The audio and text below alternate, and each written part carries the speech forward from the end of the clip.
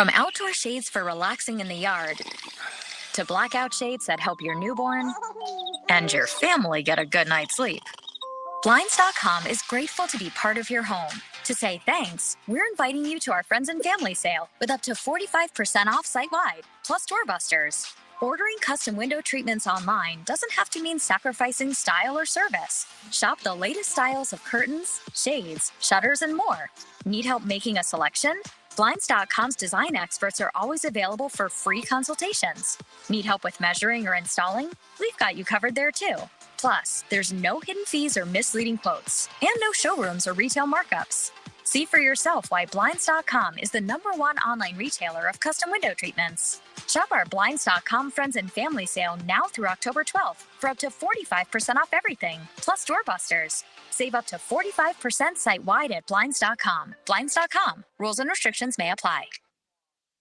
Drought and extreme heat have severely damaged much of the cotton harvest in the U.S. Correspondent John Scott reports. Nowhere is this more apparent than the Texas High Plains, the windswept region that grows most of the crop in the nation's top cotton-producing state. Forecasters and agricultural economists say that Texas cotton farmers could abandon nearly 70% of what they planted in the spring, making it the worst harvest in more than a decade. Losses could cost the region $1.2 billion. The U.S. produces roughly 35% of the world's crop. John Scott reporting. Abortions can take place again in Arizona, at least for now, after an appeals court on Friday blocked enforcement of a pre-statehood law that almost entirely outlawed abortion.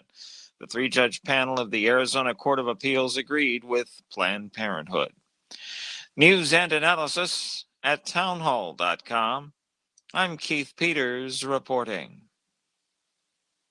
WQXL Columbia, W264DF. From the Bart Fireside Studio, the solution for keeping you warm this winter. This is 107, The Point. When I served in Iraq and Afghanistan, my buddies and I would do anything for each other.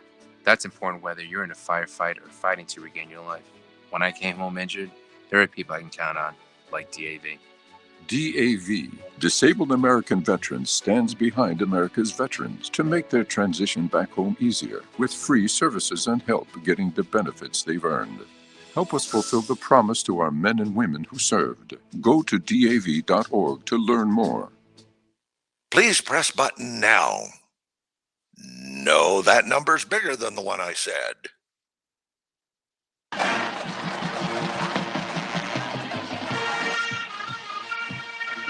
This is the Founders Federal High School Football Scoreboard on the Sports Talk Media Network. Coming up, scores and reports from across the state and analysis from David Shelton. The Scoreboard is brought to you by Founders Federal Credit Union. Relax, you're with Founders. Now your host for the High School Scoreboard, Phil Kornblut. All right, good evening, everybody.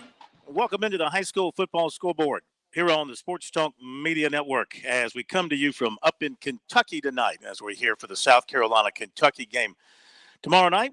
But right now our job is to bring you the latest in high school football scores from across the state of South Carolina. Had some great matchups tonight. Got some very interesting scores going on out there. And let me send a message back to our studios in Columbia.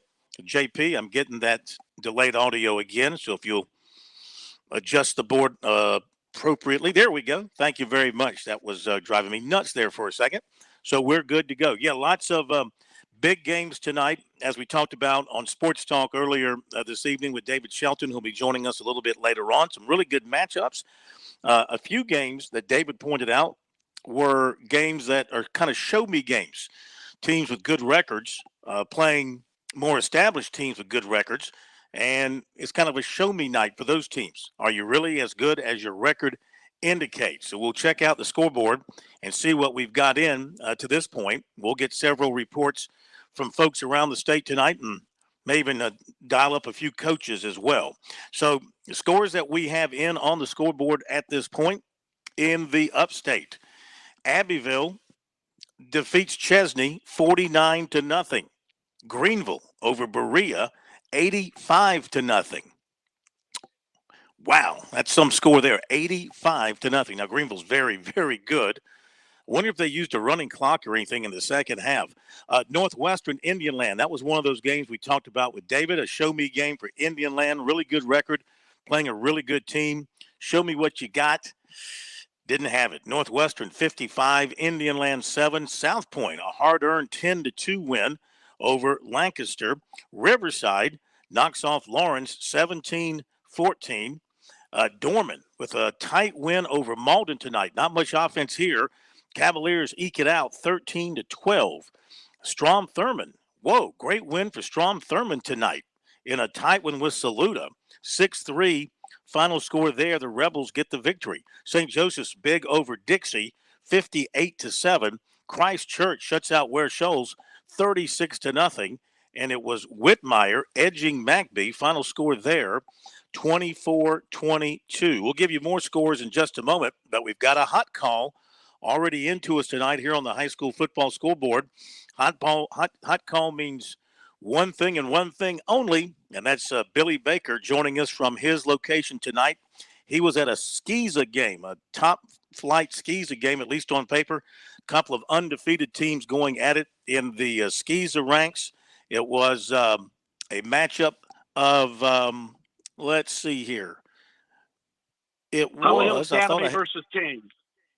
Yeah, there you go. I was looking for it, and I just found it. Thank you, Billy. Jump in there and tell us how things went tonight. Holly Hill big over King. Well, Phil, I'm the Skeeza pleaser tonight, and Michael Nelson wins his 33rd game as a head football coach. His Hall of Fame trainer father was on the sideline tonight from Sumter, who was a trainer there for over 45 years.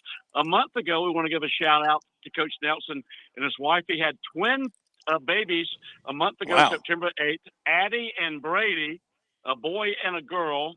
So we salute him on his two wonderful children he has. Tonight, Holly Hill Academy put this game away very early. And get this, their number one player, a baseball prospect who signed with Charleston Southern, Tyler Wright, was invited to a prestigious baseball showcase in Florida this weekend, did not play in the game. He's away in Florida. His first cousin, a transfer from Greer High School, a junior named Tyree James, basically took his place tonight. 13 carries, 333 yards, and 5 touchdowns for the junior at Holly Hill, the cousin of what I think is the team's best player, who was away at a baseball showcase camp this weekend. The tackle leaders for the Raiders, outstanding. Jeremiah Frazier had 13 tackles, the senior. Gavin Walling had a wonderful night tackling, 10 tackles and a fumble recovery. Mason Rudd had 12 tackles and a pick. And Ashton Souls had 13 tackles. Now get this. One guy rushed for 333 yards. The second rusher only ran the ball 3 times. His name is Axe Wopert for 148 yards and 2 touchdowns. Holly Hill Academy probably had well over 600 yards rushing tonight. Well, they were 554 yards on 23 carries.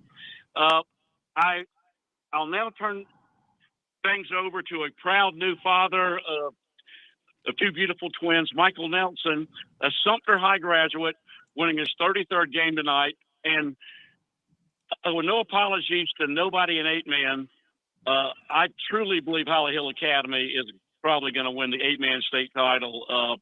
They are loaded with some awfully good football players. Here is Coach Michael Nelson from his office at Holly Hill Academy. How you doing, Phil? All right. Coach, congratulations on several different fronts. What a week for you. Yes, sir. Yes, sir. It's a great day. Great day here. Can you compare having twins to winning a football game? It's all the pleasures of life. It's joy to go home to those 2 wonderful babies I have, and then I get to spend the rest of my day with my 26 boys here at school. So it's a pleasure to just be alive right now and hang out with the family and our 2 new additions, and then just continuing this winning streak that we got going at Holly Hill. It's a good time to be a Holly Hill Academy Raider right now. Absolutely. You heard Billy give some of the details. Tell us about that running game tonight, and in particular, the young man that went for over 300 yards for you tonight. Yeah, it's no surprise to anybody. We run the football. We average 260 pounds on our offensive line in 8-man football. That's pretty stout. So we run the football. I think we threw the ball twice tonight, and that was on 2-point conversions. So we ran the ball for 554 yards on 23 carries. We just kind of impose our will and try to establish the line of scrimmage, win the battle in the trenches. And Tyree was kind of the man tonight. So we had 8 touchdowns on the ground and just kind of wore down King. However, Zach Matthews over at King, he does an outstanding job with those guys. They run the triple option and they do an extremely good job. They're fundamentally sound. And me as a defensive coordinator, I struggled this week. They gave me a fit, and they gave us a good challenge. So kudos to King. They have a great program over there as well. So you run the ball, they run the ball. How long did it take to play this football game? Yeah, not long. It was like probably 2 hours total, and that was with the extended halftime of homecoming. I think we had a running clock in the fourth quarter, but yeah, it was a fun game of football. Just a lot of smash mouth in the trenches. Those guys got a lot of work on both sides of the ball, and it was a fun game to watch. All right, so what's ahead for you guys now as turn the corner heading down the stretch of the regular season, looking ahead to the playoffs? What's coming up next for you? Anybody coming up next you think's I don't want you to put anybody down, but you think it's going to be a real challenge for you? We got a bye week next week, and then we got 2 region games: Holy Trinity down in Beaufort, and then we got Jefferson Davis coming to us for the second time this year. We played them twice. So Jefferson Davis is a good program. They got a new coach, Coach Anthony right now. They do a good job. So, looking forward to playing them on our senior night, and then we had the playoffs in front of them. So we'll see what happens. There's a lot of good programs out there. Richard Wynn and W.W. King on the other side, Wardlaw. So we got Faith Christian on our side, Jeff Davis. So we'll see how things shake out, but we're excited. For week by week, we don't look ahead at all. We just got to get better every week. Sure. Well, congratulations. Before you leave us, tell everybody around the state the names of the new Nelsons. Yep, it's Addie and Brady. They're outstanding. They turn a month old tomorrow, so we'll celebrate their month-old birthday tomorrow, and we'll watch some college football and hang out. That's it. Break them in early. Yeah.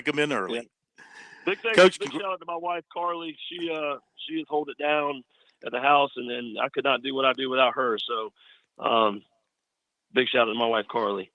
Yeah, well, she's the head coach at home, right? Absolutely. You're just a coordinator, and she's the head coach. I understand how that works. Congrats. Thank you. Thanks, Billy, for getting you to us, and congrats on that win tonight. Thank you so much, Phil. Thank you. Okay, Michael Nelson, what a week for him. Twins, well, not a week, I guess a month. Twins earlier this month, and then the big win tonight over King Academy. 2 teams that were undefeated going in, 62-18. While we're on the phones, let's go to Doug Holliday. The story on Lawrence and Riverside tonight. This was a key game in the region up there in the upstate, and it was a heck of a ball game. Doug, thanks for joining us. Give us details. Phil, we experienced the highest of highs last week, coming back and winning in the fourth quarter at Greer. And tonight kind of got the reverse. Raiders were up 7-0 at the house, 14-0 going into the fourth quarter, and then Riverside was able to put things together. They kick a field goal with a minute to go from 34 yards out, and Riverside wins at 17-14. Outstanding players. Kason Elledge for the Raiders, our outstanding wide receiver, had some big receiving yardage, had a touchdown, had a big kickoff return to set up another score. For Riverside, Rob Sanders, their outstanding quarterback. He's thrown for 1,300 yards, 20 touchdowns on the year, but he made the game on his legs tonight. Ran for over 60 yards in the second half and really set up their scores. Hats off. I tell you what, I've seen Riverside for a long time covering ball up in this area, but Matthew Rochester, their new head coach, took over last year, has done some outstanding work. That's as good a Riverside, good as prepared team that I've seen by Riverside in a long time. And hats off to them. They made all the big plays tonight when they needed to, and now all of a sudden they're alone atop Region 2 4A at 2-0. Wow, what a turnaround. You're right. The program has struggled for a lot of years, but they've turned it around and they're having a really good year and a tough loss for you guys tonight. What you got next week? Next week we travel up to Wade Hampton. Riverside, I believe, goes to Eastside. So Riverside right now is pretty much in the driver's seat. I think they've got Eastside next week, and then they'll face Greer as their last region game. The Raiders just have Wade Hampton and Eastside left. We started week 0 and played straight through, so week 10 the Raiders will have the week off to sit and contemplate whatever the playoff deal is. Gotcha. Doug, thanks so much, my friend. Appreciate the report. Have yourself a great weekend. All right. Thanks, Phil. Thank you. Doug Holliday with the story on the Riverside win over Lawrence tonight. Yes, the Warriors. Wow. They really, as I think back to it, it's been a long, long time, I think, since Riverside. I'll have to ask David about this, but maybe going back to the days of Brandon Bennett and that group that came out of Riverside way back then. That was really pretty good. That's a tremendous win tonight for the Warriors over Lawrence, 17-14. Okay, Lou Bezjak from the state is standing by, and we'll get to Lou in just a moment with the story on River Bluff and Lexington. We're up against the break here in the first part of the program, so let's get to that. And then David Shelton will join us as well. We'll start to get David's breakdown of the games, and we'll continue to update scores. We got more scores coming in from across the state. In fact, I see in double overtime, T.L. Hanna has beaten J.L. Mann, another much improved program this year, J.L. Mann. But Hanna wins it by a high score between the two teams, 48-42, the final score. So we go to the break, and we'll come back with more, catch you up on all the scores, hear from Lou, the story on the River Bluff and Lexington, a big game in the Midlands tonight. And David Shelton will join us as well. All that coming up here on the High School Football Scoreboard here on the Sports Talk Media Network. Score a touchdown with Founders Federal Credit Union. With services like Founders Online and the Founders app, you'll enjoy all the perks of a big bank with local personalized service. Not a member? Joining Founders Federal Credit Union is easy. Visit relaxjoinfounders.com or one of our 37 convenient locations to see if you qualify for membership. Relax with Founders. Terms and conditions apply. Founders Federal Credit Union is federally insured by NCUA.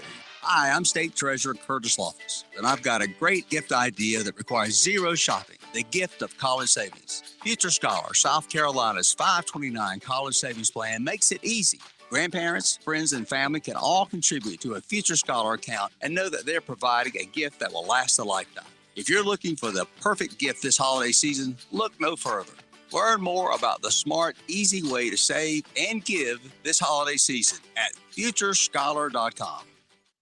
When your day calls for some winning, why not watch your favorite football team at Dave & Buster's? We've got massive HD TVs and hundreds of the hottest new games. Sip from our chef-crafted cocktail menu with exclusive drinks such as the Strawberry Watermelon Margarita or Dangerous Waters. Cheer on the team with Cantina Nachos or wings featuring one of our 12 wing flavors. When your day calls for some winning, it's time for Dave & Buster's, where you can watch the games and play the games. Locations in Greenville, Columbia, and Myrtle Beach. We understand how important it is to have transportation you can rely on. So no matter what the road ahead brings, we'll be there, offering you and your family the support that's made Farm Bureau Insurance a trusted name for nearly 70 years. You deserve more. You deserve a promise. Learn more at scfbins.com. In Irmo, call me, Alex Satterfield, at 803-749-9171.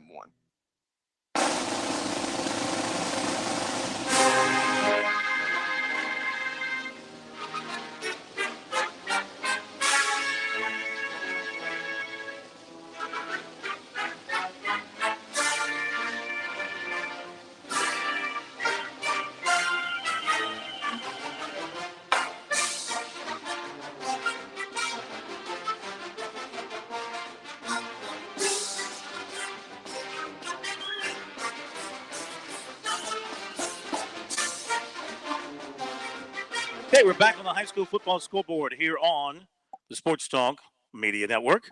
And JP, whatever button you just pushed, unpush it. There you go. Thank you very much. Get that echo out of my head.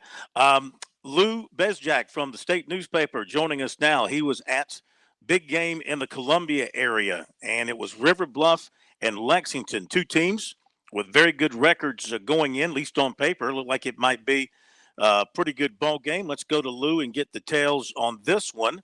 Lexington wins it by a pretty good number, 48-21. Lou, thank you for joining us tonight. Looks like the Wildcats had a big night offensively. Yeah, they gained over 500 yards off, 496 actually. Jonah Norris had a big night. He had 259 yards rushing, 4 touchdowns. Hayden Mines threw for 188 yards and 3 scores, and it was big plays after big plays for Lexington, who's now 6-1 on the season and 2-0 in the region. Wow, when they line up with their running game, what do they do? Are they pretty much straight ahead, or do they try some fancy stuff and a lot of motion and things like that to get you off balance? It's pretty much straight ahead. River Bluff tried a lot with the motion and everything tonight, but I think Lexington, Norris, they a lot of counters, a few traps, and get them on the outside, but mainly straight ahead. And I think the running game was helped by Mines tonight at quarterback. He threw for 188 yards, 3 scores, all of them to Gerard Mewborn, who made a nice, almost one-handed catch in the spin move for a touchdown. And every time River Bluff looked like River Bluff scored, first play of scrimmage in the second half, 97-yard run by Cooper Johns, got it to 35-21. You thought it was a ball game, but they scored right after that. A few plays later, and we're in control for the second half.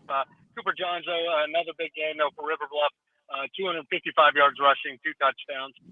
Both him and Norris are 2 of the best in the Midlands, and over 1,200 yards both on the season already.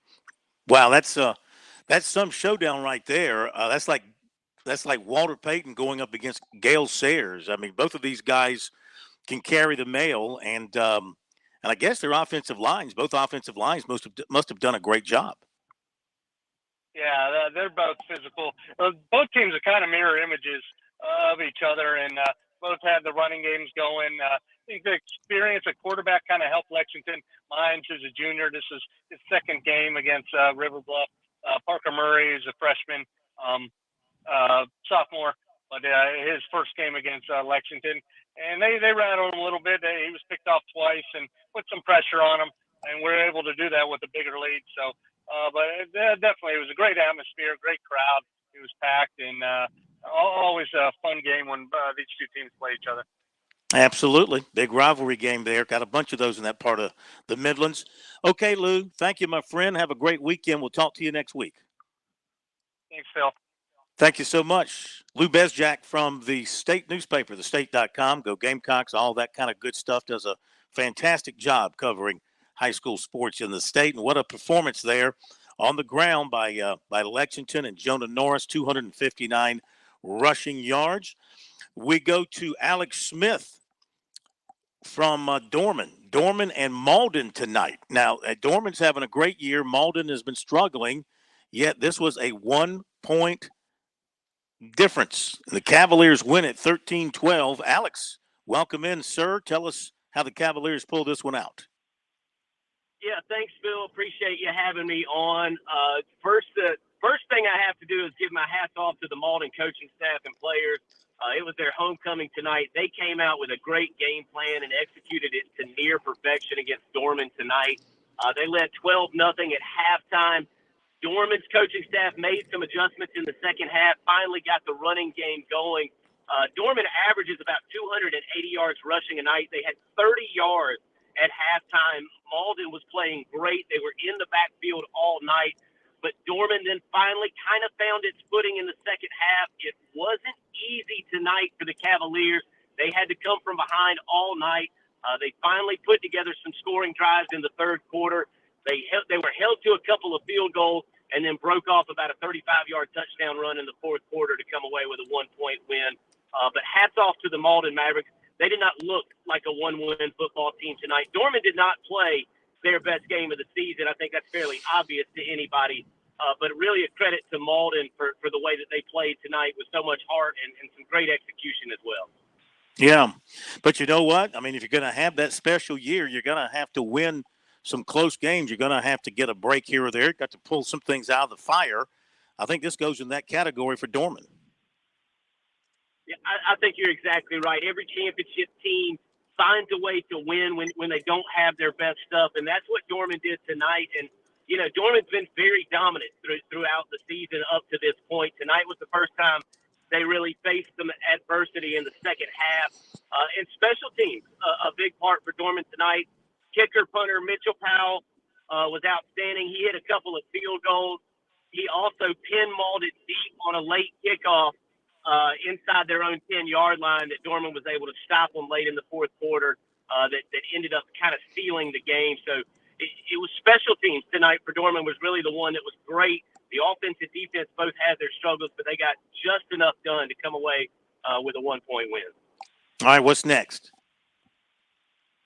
Next week, Dorman is at home against the Burns Rebels. Region 2 5A gets in full swing. Should be a lot of fun and another tough test for the still undefeated Cavaliers. All right, have you heard anything on Spartanburg-Gaffney tonight? Spartanburg was leading 17-12 last I heard, but I believe Gaffney made a play late. I'll have to double-check that score real quick. I'm getting some texts coming in as I'm on the phone with Phil Kornbluth. Let's see if I can get you a final score.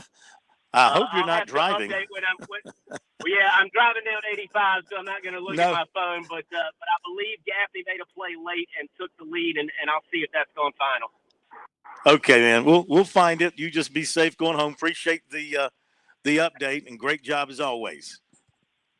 Thank you so much, Phil. Y'all have a great show tonight. Thank you. Thank you very much. Let's bring in David Shelton quickly before we get to the break. David, great to have you with us. What was the score of your game tonight? Because you had an interesting matchup to see in person down there. Yeah, Ashley Ridge on 3 days rest, so to speak, after getting hammered by Fort Dorchester on Monday night. They knocked off undefeated West Ashley 17-0. I don't think, I haven't added it up, but I don't think West Ashley had 100 total yards. The Ashley Ridge defense was really on point tonight. I know West Ashley did not cross midfield until the fourth quarter and the deepest they got was the 25-yard line, and that was basically on 2 penalties. But they didn't score, so it was. Right. Hang on 1 second, David. We'll get right back to you and continue with your thoughts and give you more scores after the break. On a mission. Hello, how are you doing today? She wants more people to register as organ, eye, and tissue donors. Are you an organ donor? Yes, I am. Yay! My goal is to sign up the most people in the United States. What drives her? Roxanne's own life was saved through the gift of a heart transplant, made possible by an organ donor. I decided that day that I was going to devote myself to the cause of organ donation and signing people up and honoring my donor by doing that. Now she's back to health, and she's a powerful force helping to save lives every day through her work. Imagine what you can make possible by leaving behind the gift of life. 8 people can be helped with the major organs, and up to 50 people can be helped with a little bit of everything. And when you think about it that way, that you could help that many people, it's amazing. It really is. Learn more and sign up as an organ, eye, and tissue donor. Go to organdonor.gov. A message from the U.S. Department of Health and Human Services, Health Resources and Services Administration. With SRN News, I'm Tasha Stevens. Another day, another walk back of the president's comments. This one involves the president's comments about the possibility of Armageddon, claiming, quote, "We have not faced the prospect of Armageddon since Kennedy and the Cuban Missile Crisis," end quote. The president was talking about Russian President Vladimir Putin threatening to use nuclear weapons in Ukraine. Press Secretary Karine Jean-Pierre says there are no indications that Russia will use such weapons. The Florida death toll from Hurricane Ian remains at 92. According to the Florida Medical Examiners Commission, 50 of the deaths occurred in Lee County, where Ian made landfall as a Category 4. The entire Uvalde, Texas school district police force is placed on suspension, this following months of public outrage by those who feel the police force stood by and did nothing while students and teachers were shot to death. The exact length of the department's suspension is not known at this time. This is SRN News. I've been talking about the people at Stone Interiors from the very beginning. They did the incredible granite counters, the beautiful granite tabletop in my home. Our kitchen is our focal point of our house. The countertops are just gorgeous.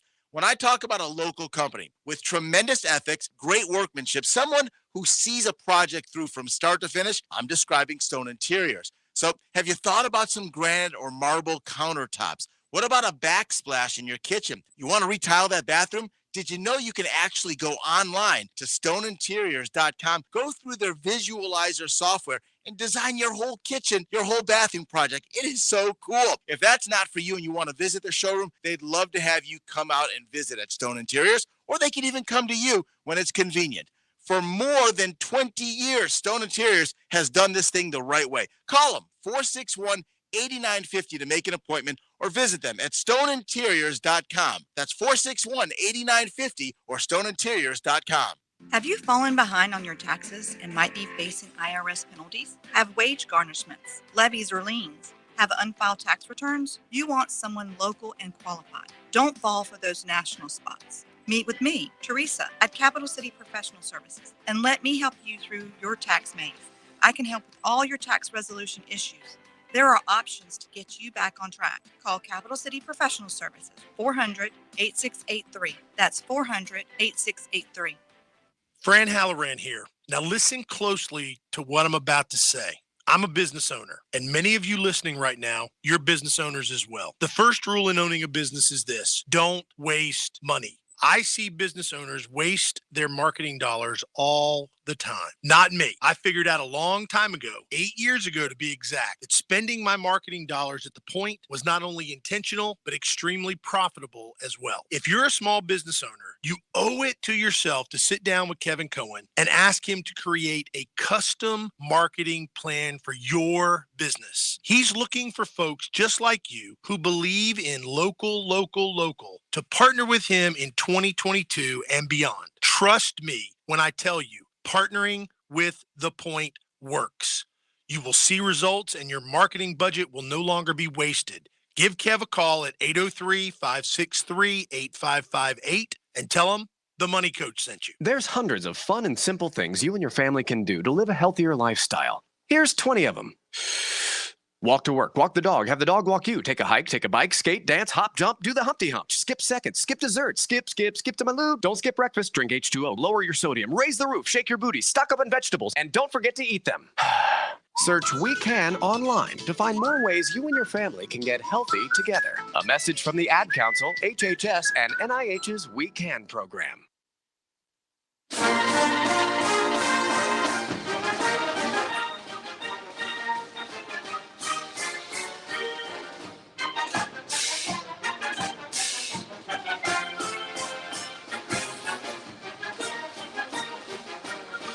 Welcome back, everybody. It's the High School Football Scoreboard on the Sports Talk Media Network. Phil Kornblut up in Lexington, Kentucky, here for South Carolina and Kentucky.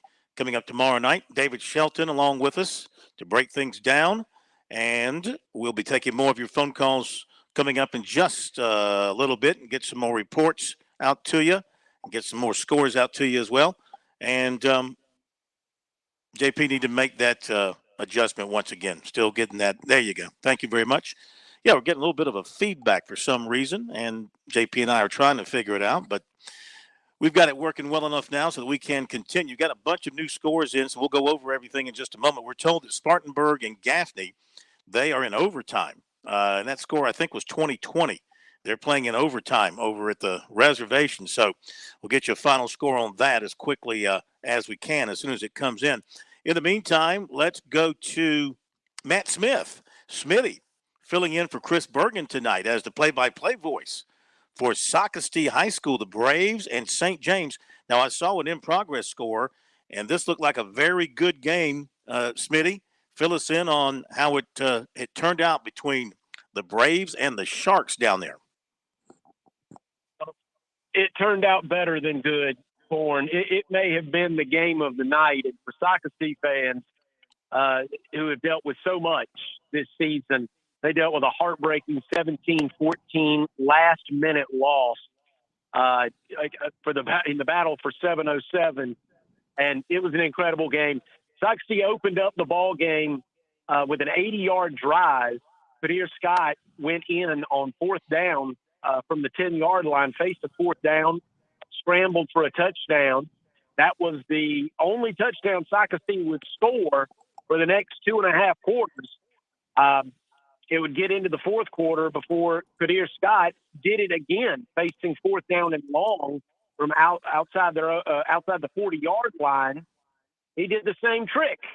This time he goes for 40-plus yards, however, and scores another touchdown, putting Saxby up 14-10. And Saxby, to this point, had played heroic football, 2 goal line stands, a fourth down stop, forced a couple of missed field goals, and led 14-10 going into the final minute. And then Connor Schwalm, the quarterback for St. James, engineered a drive, got St. James to the 30-yard line, and faced a fourth down and 10 from the 30 with 28 seconds remaining, scrambled to his right, lost a pass in the end zone, into the waiting arms of Ben Sant, who went over 100 yards receiving on the night. St. James wins 17-14. So you had a 48-yard field goal in there, 2 goal line stands, and just really a heartbreaking loss for Saxby, who, as you know, lost the quarterback, Rocco Wadley, early in the season, and Kadir Scott played his tail off, but it wasn't quite enough. So St. James gets the 17-14 win, and the home crowd loved it. Great atmosphere. Well, I can only imagine. And, I mean, St. James is having for them a pretty special season to this point. This just adds to it. Yeah, nice job tonight. Both teams, they had to stick with it, Phil, because, there were times, long droughts for the offense. So it was a game of wills tonight for both the coaching staffs and all the players out there on the field. And I don't know what to tell you other than they left it out there. Both teams left it out there. It was just one play. St. James was one play better. And as you mentioned, a special kind of season. It seems that every time the ball counts, it goes St. James' way this season, and it's going against Saxby on the season. So now there's a long way to go because, with the way the playoffs are Region 5-5A, big game for Saxby against Conway. So they're not dead in the water by any means. It just seems that every time they've had a chance to get some momentum on this season, it's going against them. Okay, Smitty, we'll let you go because your cell's starting to break up, but we got most of that. Thank you so much. Great job. St. James, late touchdown, beat Saxby 17-14. Let's go to the upstate once again. Garrett Mitchell on the call tonight for Woodruff. And we just have a final, by the way. 26-20, Gaffney in overtime beats Spartanburg. We'll get David's reaction to that in a moment. Garrett Mitchell joining us from the upstate on the call of Woodruff tonight. A really good ball game with Emerald. Wolverines come out the winner, 35-28. Hello, Garrett. Phil, how are you doing up there in Kentucky? So far, so good. Well, that's good to hear. Was up there back in December, a beautiful state. But it was a good night back down here in Woodruff as well, in a game that, you often hesitate to use the term must win. But in a 5-team region, already 0-1 in conference play, this was a game that Woodruff had to win. And that's just a point-blank fact. And things got off to a bit of a rough start. Emerald with a long touchdown run on their second play of the ball game, and they jumped ahead 7-0. But back come the Wolverines, who are playing with their backup quarterback tonight. Carson Tucker was out after sustaining a concussion last week. He was in the protocol. But Corey Scott, the junior, brought up as a quarterback, converted to a wide receiver in the 10th grade. But he knows how to play the position. He's a bit more of a dual threat.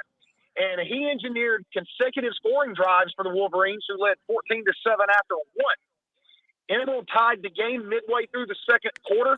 And on Woodruff's third possession, they scored their third touchdown in as many possessions in the first half. Scott led another drive. That was capped by running back Easton Birch. And so it's 21-14 Woodruff at halftime. Wolverines got the third quarter kickoff, marched again. Birch found the end zone for the third time at that point, and it was 28-14 Woodruff. And with that old sports adage for Emerald, it was getting late early. But then Tad Dubose, and I'll tell you what, he's really got that Emerald program going in the right direction. But he pulled out an Abbeville play tonight, trailing 28-14. Woodruff forced what looked like a 3-and-out, and Emerald was set to punt from their own 30. They snapped it directly to the fullback, who ran for a first down. And if you've been around Woodruff long enough to remember the great Woodruff-Abbeville battles of 2008 and 9, then you know that Tad Dubose and Jamie Nichols, they love to call that fake punt in those Woodruff games. So some of us knew it was coming. That drive led to an Emerald touchdown following a Woodruff fumble. Emerald scored again. We were knotted at 28 with about 6.5 minutes to play. But then the decisive drive came. Birch scored his fourth touchdown of the night following a long drive. And the Woodruff defense, which had really struggled to contain the outside all night long, had a goal line span filled to end it. Emerald had the ball 3rd and 1 at the Woodruff 5 with 1:29 to play. Woodruff came up with a big sack to make it 4th and 5 at the 9. And on 4th down, Emerald got 4.5 of the 5 yards that they needed. But it was close, not quite enough. The Wolverines stood up at the 4-yard line. They were able to run the clock out at that point and come away with really what was one of the more exciting wins I think we've seen at Varner Stadium in some time. Well, it sounds like it. So are you saying Emerald on the last play of the game inside the 5 got a carry down to like the half-yard line and they stopped them? No. It was Emerald was facing 4th and 5 at the Woodruff 9-yard line. Oh, and okay. they got 4.5 yards on the play. So the ball after that 4th down play was spotted at the really between the 4 and the 5. It was very close. And I should say, I actually work on the chain crew at Woodruff for our home games. And after 20 years of doing that, you kind of get a good feel of whether or not somebody's got it or they don't. I looked at our box man. I said, he's short. I said, he's not short by much, but they called us out to measure it. And sure enough, he was about 6 inches short. The Wolverines picked up 1 first down and ran out the clock. But Phil, if I was giving a game ball tonight, let me specifically give a shout out to the Woodruff senior running back, Easton Birch. This young man strained his calf pretty badly in practice early in the week. He taped it up before the game, and all that young man did essentially on one leg tonight was rush for 150 yards, 4 touchdowns, caught 3 passes for about 40, and he blocked a punt. This young man is he may not pass the eye test when you look at him, but he's as tough of a football player as I've ever seen. And no thanks or for no shortage of his efforts tonight, Woodruff came away with the win. All right, Derek, I got to ask you before I let you go. So you're on the chain crew. Are you handling one of the markers, one of the, first down markers? What are you handling exactly? I have one of the sticks, actually, and myself and the other gentleman, my good friend Ray Sherbert, who handles the other stick, we came onto the crew at the same time in 2003. So I was just a young buck at 18 years old at the time, and now we're going strong. And this is our 20th season. Our box man's been at it for 17 years now. Our clip guy's our newest. He's been there with us for 2 years, but he's been around Woodruff for a long time. So we've got 59 years of experience between the 4 of us, and we've certainly seen a lot of good games, and this one certainly ranks up there as one of the better ones we've seen in recent memory. Well, what I wanted to ask you was on that last measurement, how much strength were the 2 of you using to stretch the chain? I mean, were you using extra? Were you guys pulling extra hard, or what were you doing?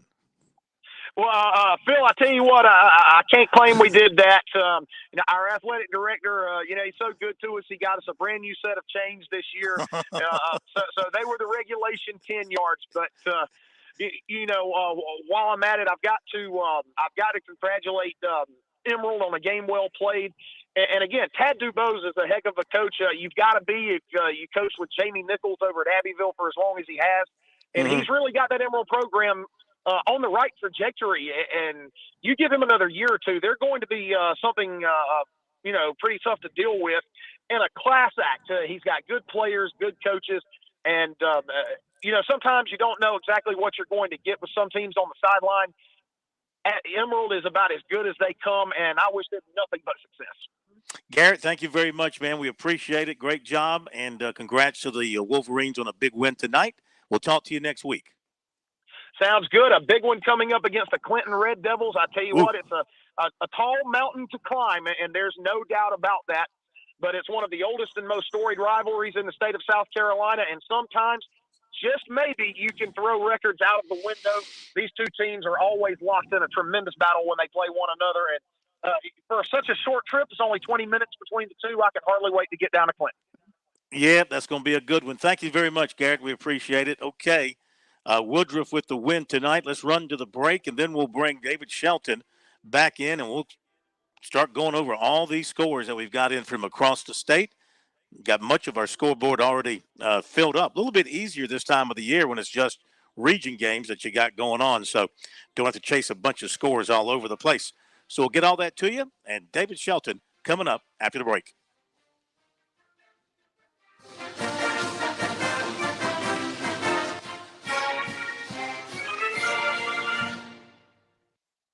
Founders Federal Credit Union knows your life is busy and your money is important. We are proud to offer local personalized services and convenient online services like Founders Online and the Founders app. You'll love being with us as much as we love serving you. Visit relaxjoinfounders.com or one of our 37 convenient locations to see if you qualify for membership with Founders. Relax, win with Founders. Terms and conditions apply. Founders Federal Credit Union is federally insured by NCUA.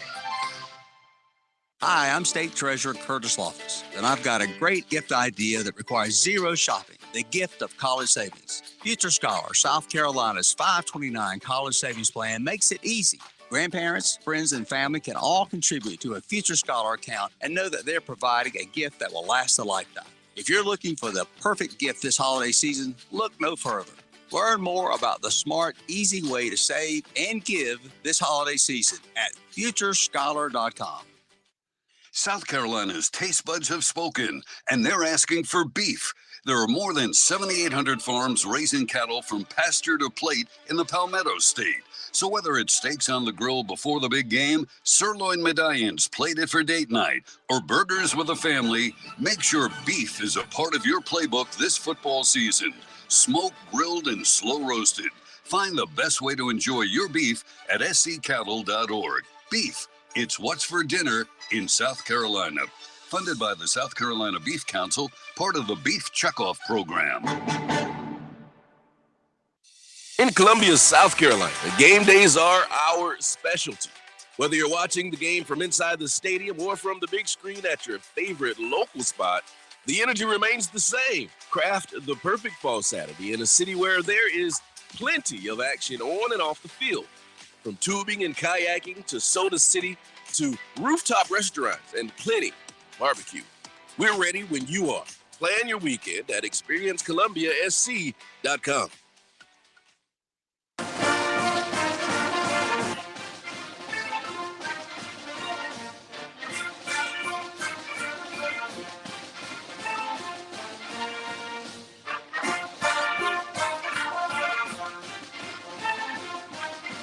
Okay, we're back with the high school football scoreboard here on the Sports Talk Media Network. JP Barry back at our studios in Columbia. Phil Kornblut here in Kentucky. David Shelton in the Low Country. And, well, before we get to David, sorry, David, you keep getting bumped by important people out at games tonight, but you got plenty of time to talk coming up. Kevin Selman, a guy who knows a thing or two about working on a football chain crew joins us, the voice of T.L. Hanna, and boy, quite a game tonight against a much improved J.O. Man team, Kevin, and Hanna found a way to pull it out in double overtime, 48-42.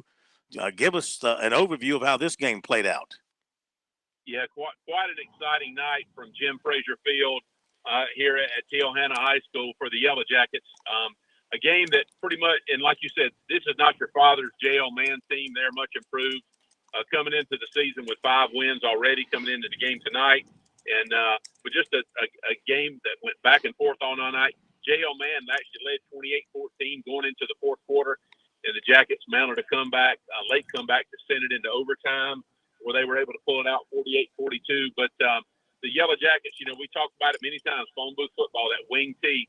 Yellow Jackets with another 300-plus yards rushing tonight. But the difference in a high-scoring game like tonight, our senior quarterback, Kenny Fretwell, was 6 of 8 for 130 yards and 2 touchdowns, and that proved to be the difference in the Jackets' victory tonight. What happened in overtime to get you the win? So the Jackets got the ball first in overtime and scored on the third play of the game, all rushing, of course. And then J.L. Mann got the ball. Kick the extra point was good. J.L. Mann got the ball, scored on their first play, and on the extra point, made the extra point, but it was a rough in the kicker flag on the play, and we all were in the booth going, because neither team has really stopped either team all night long, and we were all in the booth, and we were like, that's going to put it on the 1.5, and I really think J.L. Mann will probably take that penalty and go for 2 and try to end it here, but they didn't. They left the points on the board, and then when the Patriots got the ball first in the second overtime, the Jackets were able to stop them on their 4 attempts, and then we got the ball and scored 2 plays later, and you didn't have to get the extra point because they failed to score and they had the ball. So again, it was back and forth. I feel like the Jackets were fortunate to get out with a win tonight. Really just playing from behind all night long, but I guess just when they had to have it, they made it happen. But a great game, and I really hate one of those games you hate to see somebody lose, but if you're the Jackets, you're glad to get out of here with a win. Yeah. What do you see as the greatest improvement in J.O. Mann from what you've seen over the years? Well, they've got a lot of talent on the field. I mean, they have several players. Toby Cates, is number 1 for the Patriots. You obviously know who his father is. Played for the Gamecocks, and if I'm not mistaken, Toby Cates is his dad is the coordinator for the Patriots on the coaching staff. But they have several players. Their quarterback is a 10th grader, Pearson. Can't remember his first name, but several skill position players. They look real athletic. It looks like they put a lot more emphasis on football in the last few years. And man, you can tell it. They're good, a good-looking, physically good-looking football team. Okay, what's coming up for you guys next week? Well, we're going to have our toughest test of the year next week as we host the Hillcrest Rams. They look unbeatable. I'm assuming they won tonight, but they look unbeatable. All the things I've seen from them, their scores, they're dominating everybody they play. And we host them next week at Jim Frazier Field. Everybody seems to think that the region will be decided next week, because after that we have Woodmont, and that's it. That's our tip. Next week will be our 9th game of the year, and the final week will be our 10th against Woodmont, and the last regular season week of the season we are open, so we'll have a week off before the playoffs start. Okay, Kevin, thank you, my friend. We appreciate it as always, and we'll talk to you next week. Thank you, Phil, and I appreciate you having me. Yes, sir. As always, we thank you. Let's bring in David Shelton, get a quick thought from David on that particular game. I mean, did you think it'd be that close, that J.O. Mann? I know they're much improved. Did you think they would hang with T.L. Hanna like they did tonight? Well, they are much improved. And, while he was doing that report, I was just thinking back. We've been doing this a long time, and there have been some years where consecutive years where J.O. Mann, just was not very good. And for them to be in a game like this that could, they're going to be in the playoffs. They're definitely much improved. But, kudos to Hanna. This is not the Hanna of the last couple of years, but they're finding ways to win these games, giving up some points, but finding ways to win. And that's all that matters, really. No question. And same thing for Riverside, right? I mean, Riverside is a much improved team, and they got that, if I remember correctly, they got that win tonight. We were talking earlier about it. So what about them? Where are they coming from? Yeah, I mean, I guess it's cyclical. You stay down for so long, and at some point, you get better athletes or whatever. But I tell you, both teams, and I go back to this. I must say this about 15 times every year. When you got a quarterback, you got a chance.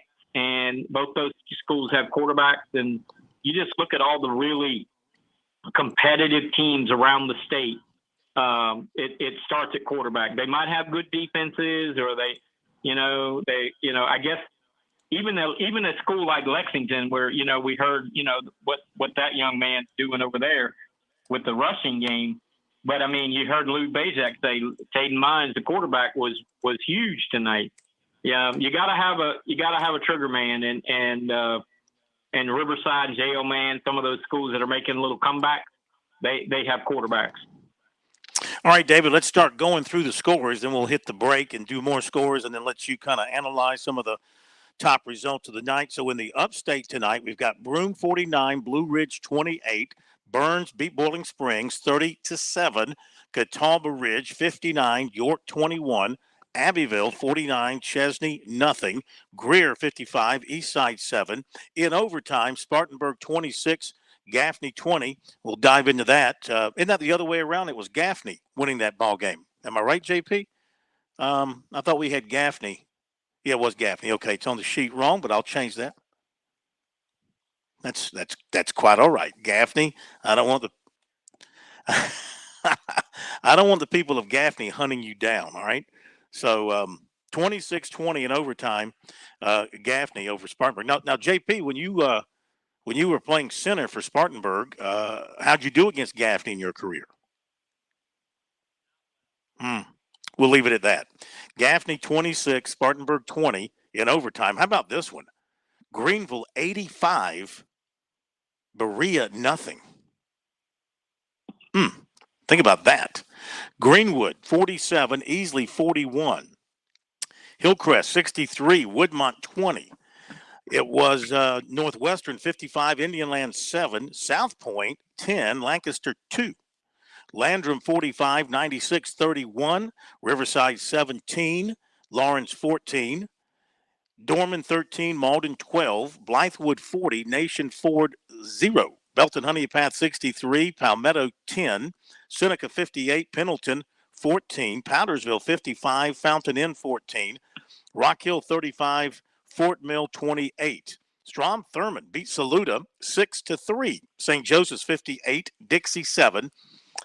As you just heard from Kevin Selman, T.L. Hanna over J.L. Mann, 48-42, double overtime in that one. Chester, 33, Union County, 14. Walhalla, 14, Crescent, 9. Christchurch, 36, Ware Shoals, nothing. Westside, 63, Pickens, 17. Whitmire, 24, McVie, 22. It was Woodruff, 35, Emerald, 28. And Wren, top Southside, 54-7. All right, we'll give you the other scores when we come back from the break. More from David Shelton. Get more reports in for you. And perhaps we'll dial up a coach or two in the second hour of the program. It's the high school football scoreboard across the state, brought to you by Founders Federal Credit Union. We're back after the break. Local in the morning, afternoon, and evening. Columbia's local talk radio experience. 107 The Point. MakeThePointRadio.com. The Point. WQXL Columbia, W264DF. From the Bart Fireside Studio, the solution for keeping you warm this winter. This is 107 The Point. News this hour from townhall.com. I'm Tasha Stevens. Another day, another walk back of the president's comments. This one involves the president's comments about the possibility of Armageddon, claiming, quote, "We have not faced the prospect of Armageddon since Kennedy and the Cuban Missile Crisis," end quote. The president was talking about Russian President Vladimir Putin threatening to use nuclear weapons in Ukraine. Press Secretary Karine Jean-Pierre says there are no indications that Russia will use such weapons. Recession jitters hit Wall Street again. Wall Street lost more ground on worries that a still strong U.S. jobs market may actually make a recession more likely. The S&P fell 2.8% after the government said employers hired more workers last month than expected.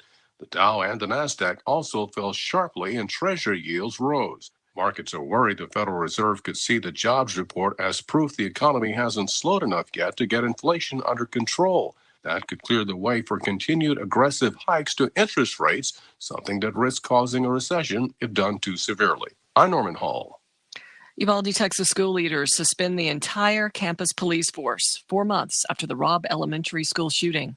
Uvalde's school district on Friday suspended its entire campus police force following a wave of new outrage over the hiring of a former state trooper who was part of the hesitant law enforcement response during the May shooting at Robb Elementary School that left 21 dead. School leaders also put 2 members of the district police department on administrative leave, one of whom chose to retire instead, according to a statement released by the Uvalde Consolidated Independent School District. The extraordinary move underscored the sustained pressure that families of some of the 19 children and 2 teachers killed in the May 24th attack have kept on the school district. Bernie Bennett reporting. A judge permanently blocks a ban on virtually all abortions in Ohio as a state constitutional challenge moves forward. Hamilton County Judge Christian Jenkins took the action Friday. More at townhall.com. Dennis Prager here to share a product that can help keep everyone more healthy, Cofix RX. Most of us know that viruses of all types are a part of life. What we don't always know are the right products that could be protecting us. So I'd like to tell you about Cofix RX and its doctor-approved secret ingredient. As a safety measure, many doctors and nurses have been using iodine to swab their noses for decades. Iodine has been in use since 1811, and 96% of us are iodine deficient. Using Cofix RX antiviral nasal spray with povidone iodine is a smart way to stay healthy. Cofix RX is made right here in the USA. It's simple to use. You spray it up your nose, and the iodine destroys germs and pathogens where they multiply in the nasal cavity. Check out CofixRx.com. That's COFIXRX.com for a retailer near you, or use the coupon code Prager for 20% off at CofixRx.com. Central heating will be restricted in Italy this winter. Italy could be in for a chilly winter. As its gas supply from Russia plummets due to the war in Ukraine, the government has signed a decree under which buildings must reduce their central heating use by 15 days, with some exemptions, including hospitals, nurseries, and swimming pools. Italians will be asked to turn on their heating by 1 degree and off for an extra hour every day. Before the war, Russian gas made up 40% of Italy's supply, the second largest importer in the EU. That is now down to around 10%, as Italy has turned to other suppliers and liquefied natural gas instead. BBC's Mark Lowen. Florida death toll from Hurricane Ian remains at 92. According to the Florida Medical Examiners Commission, 50 of the deaths occurred in Lee County, where Ian made landfall as a Category 4 storm. They say that more than half the deaths were caused by drowning. News and analysis at townhall.com. WQXL Columbia, W264DF. From the Bart Fireside Studio, the solution for keeping you warm this winter. This is 107 The Point. Hi, this is Jennifer Coolidge. The American Heart Association says the disco song Stayin' Alive is the near-perfect beat for hands-only CPR. If you see a teen or adult collapse from cardiac arrest, you only need 2 steps to help save a life. Call 911 and push hard and fast in the center of the chest to the beat of the song Stayin' Alive. Disco is back and it's saving lives. To learn more, go to heart.org/hands-only-CPR. Nationally supported by the WellPoint Foundation. By the way, before we do what's supposed to happen here, thank you for pushing the button. The Point.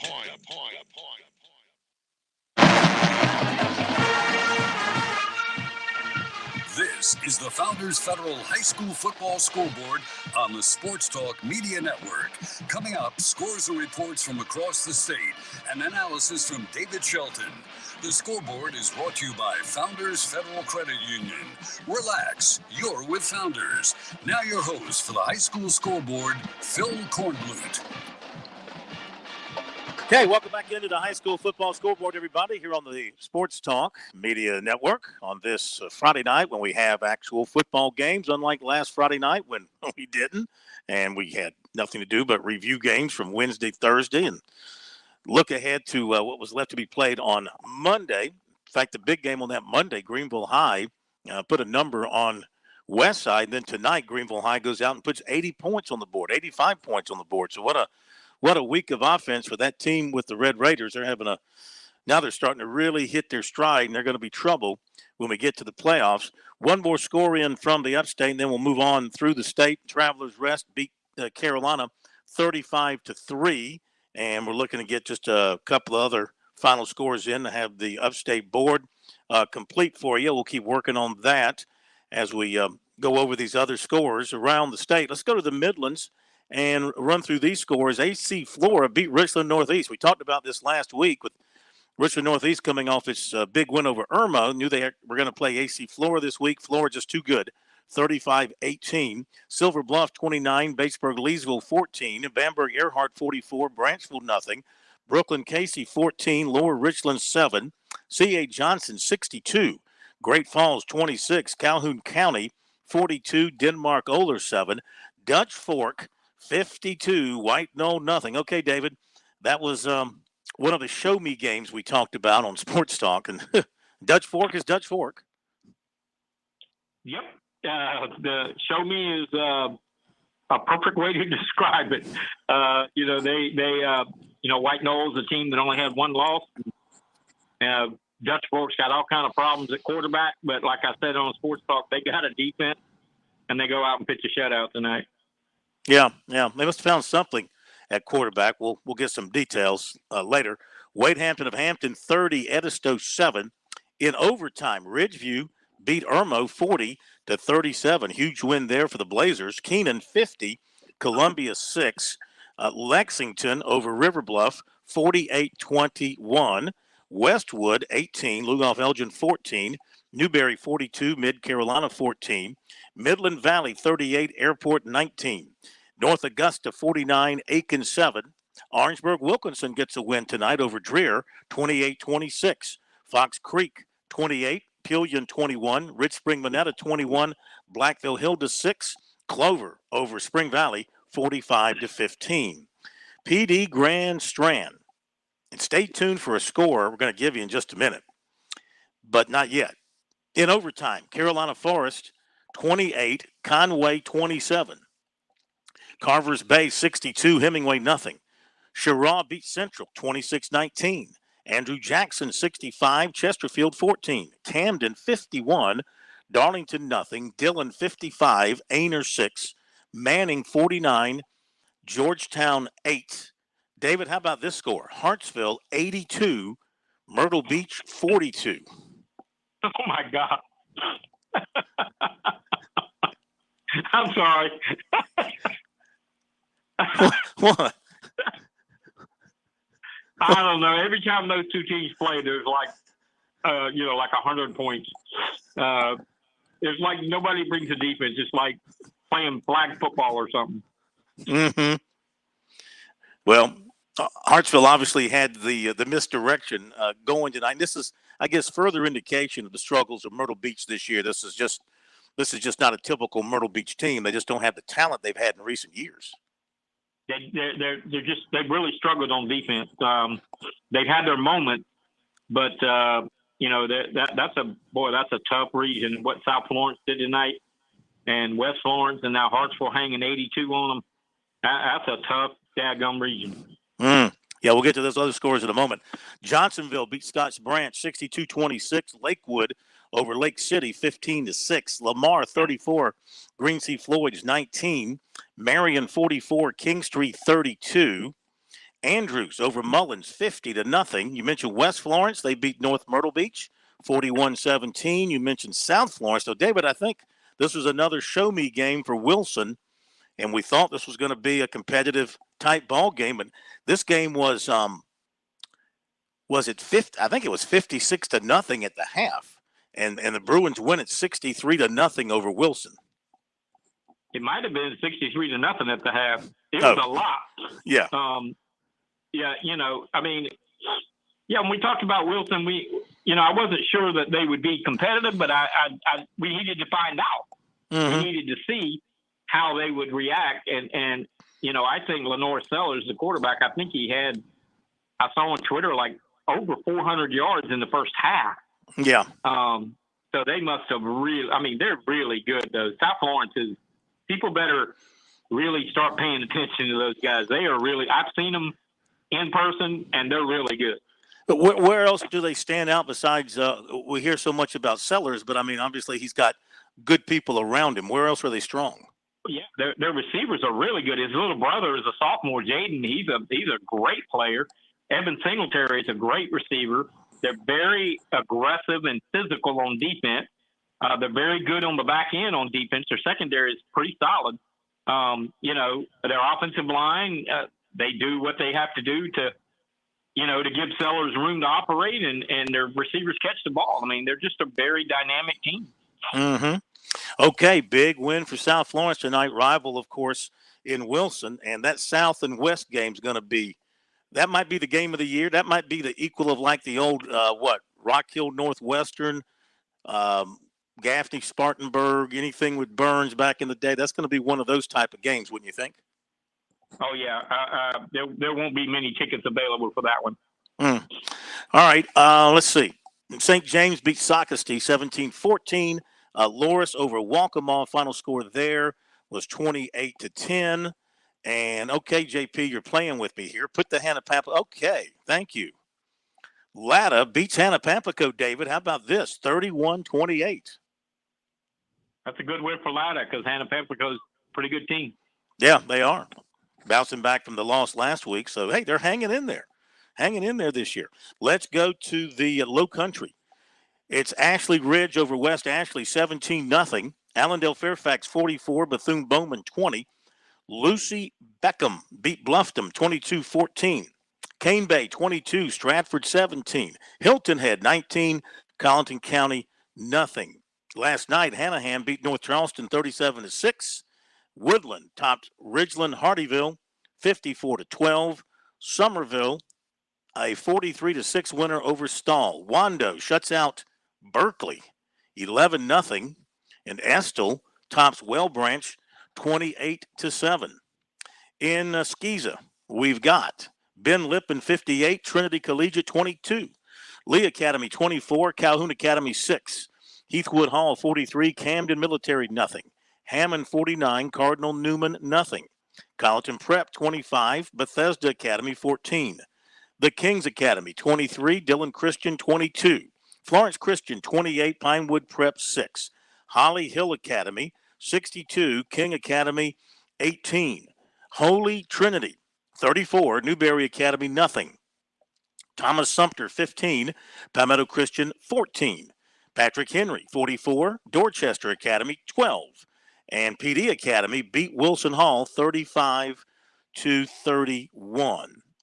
Okay. Yeah, I got one for you. Add Okay. this for St. John's Christian, 41. Andrew Jackson, 6. Somebody just texted me that. St. John's Christian. Give it to me again. St. John's Christian, 41. Andrew Jackson Academy, 6. All right. Make sure we got that covered. And we added a few more scores in the upstate. Let's see if I can find which ones JP has added to the score sheet here that I haven't mentioned. JP, you want to jump in there and just tell us what you added so I don't spend time searching here trying to figure it out? Yeah. Sorry that this was kind of unexpected. That's what I do. I throw people off like that. Oh, now I don't even remember what I put in there. Okay. That's why he's not the best producer in the business, ladies and gentlemen. Yeah. No, I'm sorry. Yeah. Okay, here's one I think we hadn't mentioned. Walhalla beat Crescent 14-9. I think we'd mentioned that. Did that one. We did that one. Here we go. McCormick over Asheville Christian of North Carolina, 49-41. Blythewood over Nation Ford, 40-0. Belton Honeypath, 63. Palmetto 10. Not sure I'd mentioned that one.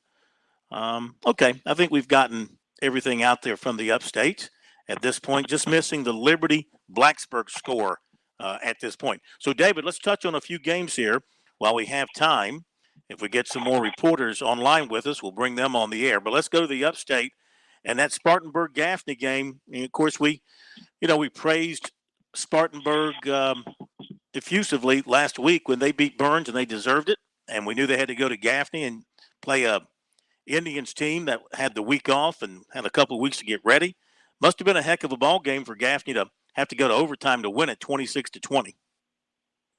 Yeah, very, very low scoring regulation game. I was following that on Twitter, trying to, and it was very low scoring for most of the game until the overtimes. And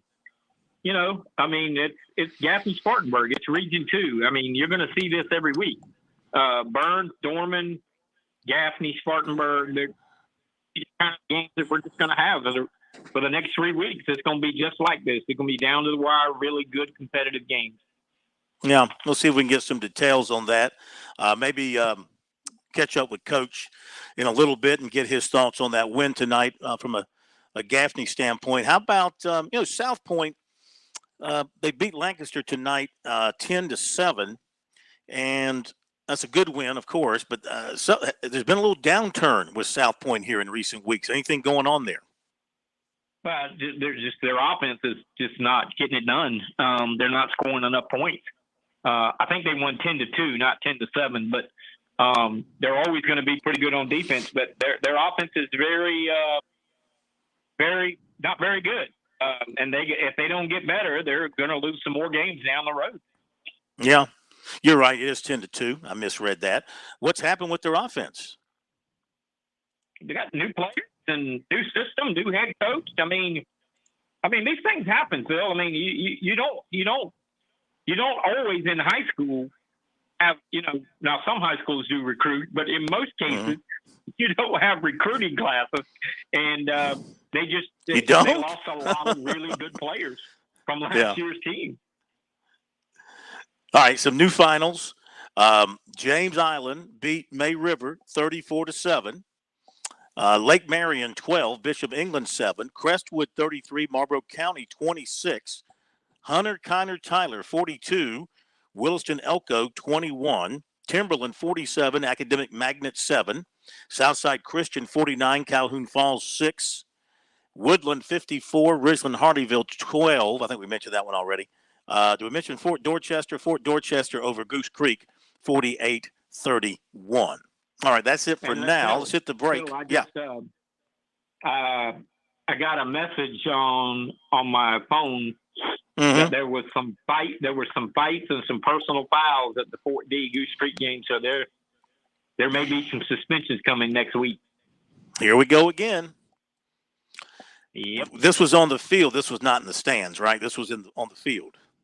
Yeah, these are players involved. Yeah. Okay, we'll see what the high school league does about this. We've had a slew of that on the field and off the field this season. So the message of sportsmanship not exactly making the rounds or being accepted, I guess, by people on and off the field this season. Okay, David, hang on. We'll go to the break. When we come back, Chris Deering will join us, give us details of the Irmo Ridgeview game tonight. That was a really good ball game in the Midlands. We'll go back over some other scores, get more from David as well, and continue to hear from folks who've been out to games and maybe catch up with a couple of coaches as well. We'll hit the break. Be back in a moment.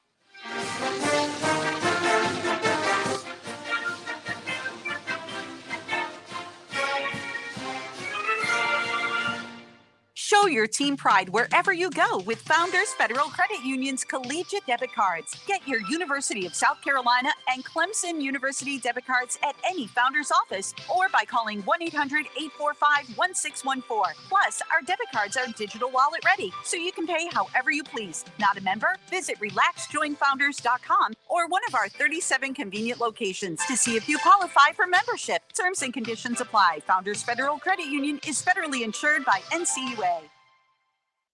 South Carolina's taste buds have spoken, and they're asking for beef. There are more than 7,800 farms raising cattle from pasture to plate in the Palmetto State. So whether it's steaks on the grill before the big game, sirloin medallions plated for date night, or burgers with a family, make sure beef is a part of your playbook this football season. Smoked, grilled, and slow roasted. Find the best way to enjoy your beef at scattle.org. Beef. It's what's for dinner in South Carolina. Funded by the South Carolina Beef Council, part of the Beef Checkoff Program.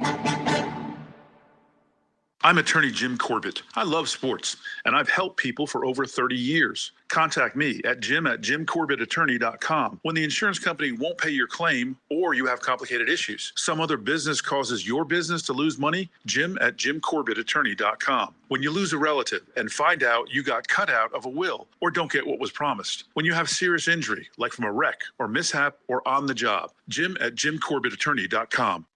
When your day calls for some winning, why not watch your favorite football team at Dave & Buster's? We've got massive HD TVs and hundreds of the hottest new games. Sip from our chef-crafted cocktail menu with exclusive drinks such as the Strawberry Watermelon Margarita or Dangerous Waters. Cheer on the team with Cantina Nachos or wings featuring one of our 12 wing flavors. When your day calls for some winning, it's time for Dave & Buster's, where you can watch the games and play the games. Locations in Greenville, Columbia, and Myrtle Beach.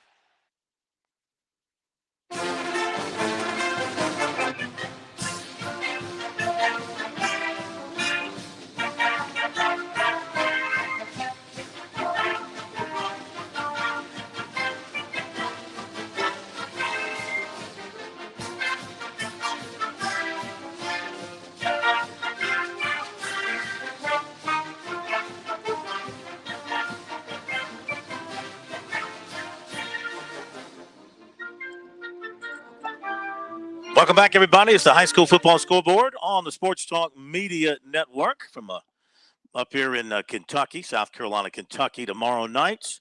And we have David Shelton with us as well from down in the Low Country. Let's see. A couple of other finals. Williamsburg Academy beat Beaufort Academy tonight, 47-14. And in the Upstate, got our last score in from the Upstate we were looking for. That was Liberty and Blacksburg. And Blacksburg, Liberty wins it, or Blacksburg wins it.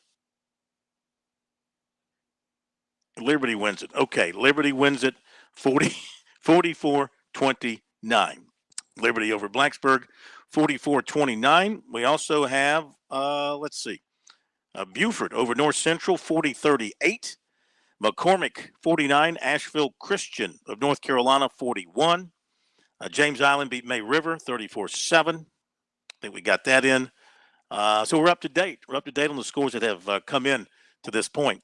All right, David, back to the scores and some of the games that are worth breaking down a little bit more.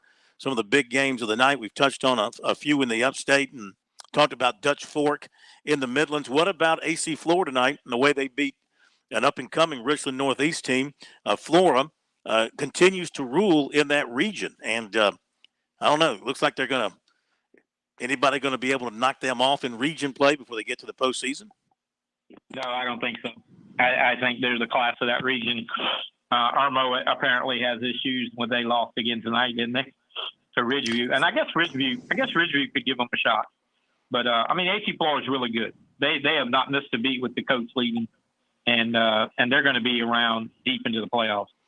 Yeah, really smart of them to promote from within, right, and kind of keep everything together. Oh, absolutely. Because I'm sure if they went elsewhere, that Coach Florida would have probably went to Dorman with Coach Curtis.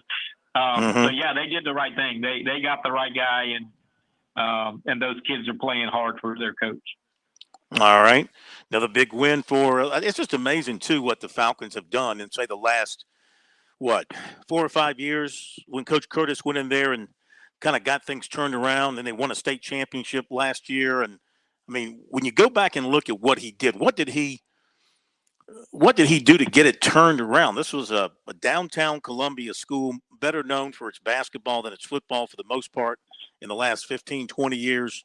What seeds did he sow to get that thing turned in the right direction so that they continue to play at a high level now? Well, they got some good players. They got a run of good athletes, like you mentioned, in the other sports that started playing football. They have a good system. He's a good coach. They put him in the right position, put him in the right system, and then in any case in high school you start winning, and the confidence just grows and grows and grows, and now they expect to be deep into the playoffs and winning region titles. That it's not new. And we were talking about J.L. Mann and Riverside earlier. AC Flora was in that boat there for several years I want to say in the 90s, or it might have been the 2000s. They went through a really rough stretch where they didn't win a whole lot of games. So it's cyclical, and like I said, they got some of those athletes. They typically have. I mean, their quarterback is one of their best baseball players, and the receiver is a basketball player, and or maybe the running back. But I mean, that's what they do. They get these kids to play all these sports, and you put them in the right system, and you coach them, and that's what happens. Let's welcome in Chris Deering from the Prep Red Zone, and he spent years covering Columbia teams for the state newspaper as well. So you can add to this conversation. What a few years ago transpired at AC Flora that's turned them into a state power? Well, I'm glad you asked that, Phil. What I really think it was is the strength program that got put in it over at AC Flora. Micah Kirk, he's no longer there. He actually helps with the Oak Hill basketball team. He's really, really good, and he was on that AC Flora staff when this thing sort of got turned around. Like I said, when I worked at the state paper, I did a big feature on him, and he's the one I think that got that program, not only football, but, baseball's always won. He got basketball. I think he helped get basketball over the top to a state championship. He's really good at what he does, and he's got that program in the right direction, and it's just carried on from there. I don't know who replaced him when he left, but whoever it was has done a fantastic job as well. And like David said too, they've had a run of athletes, and they're pretty good athletes. Markel Townsend, the running back's been good for 3 years.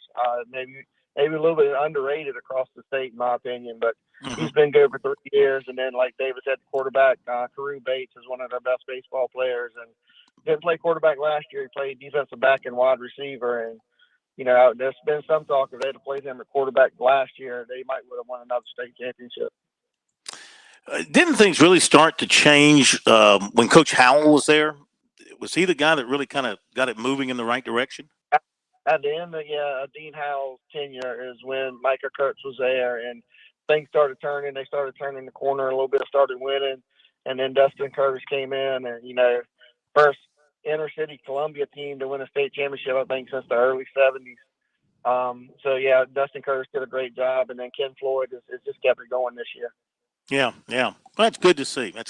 And we'll see what else happens with some of these inner city programs, as you put it, in Columbia with Corey Jenkins over at Dreer. I know he had a great season opening win. He's had another win since and some losses, but he's got some building to do over there. And, Keenan's had some moments. Even C.A. Johnson, I think, appeared in the playoffs a year or two ago. They've had some moments here of late. This is really good. They played a tough non-region schedule, and I know they lost last week against Louisville. I have not seen what they did tonight. But they got some good athletes over at C.A. Johnson too. Yeah, they won 62-26 over Great Falls, so that's a big win. All right, hang on. We got to go to the break. When we come back, Chris, we'll get your story on the Irmo Ridgeview game. That was one of the best games tonight in the state, an overtime win for Ridgeview over Irmo, 40-37. A lot of offense in that one, so we'll get your story on that. Go over some more scores, get more from David Shelton as well as we continue on the High School Scoreboard, brought to you by Founders Federal Credit Union.